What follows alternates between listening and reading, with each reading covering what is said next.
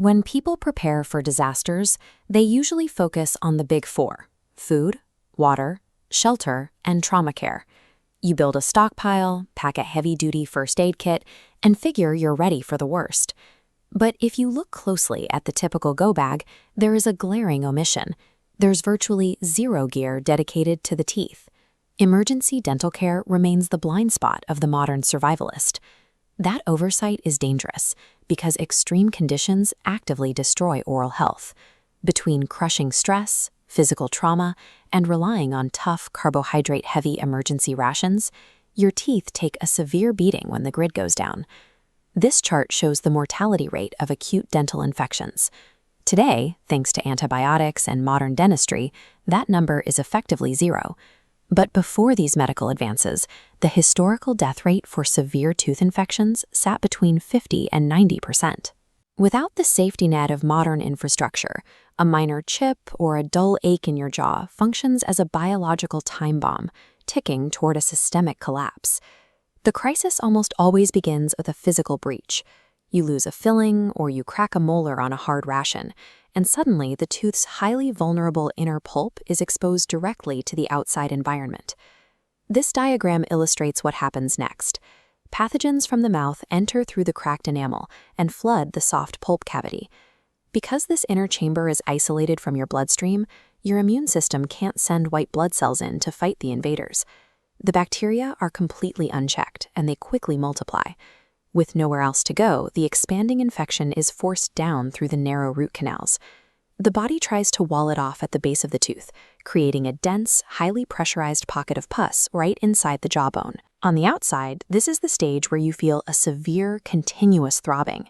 The gums around the tooth become inflamed and swollen to the touch. This localized abscess is your final warning. It is the last window of opportunity you have to drain the infection or remove the tooth before the pressure overcomes your body's physical barriers. If that pressure builds too high, containment fails.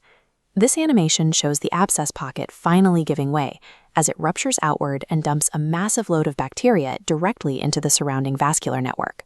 Once the infection breaches the bloodstream, a localized problem escalates into a systemic crisis.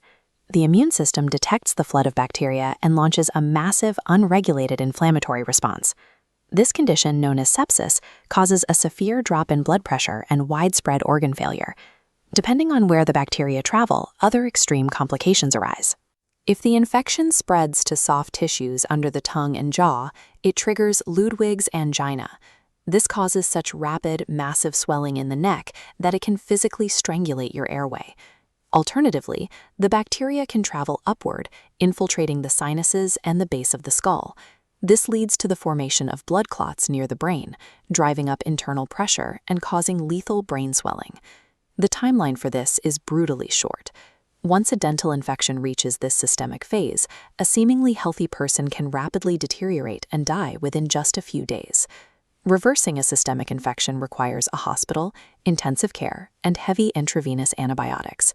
In an off-grid scenario, none of that exists. The only viable survival strategy is preventing the bacteria from spreading in the first place.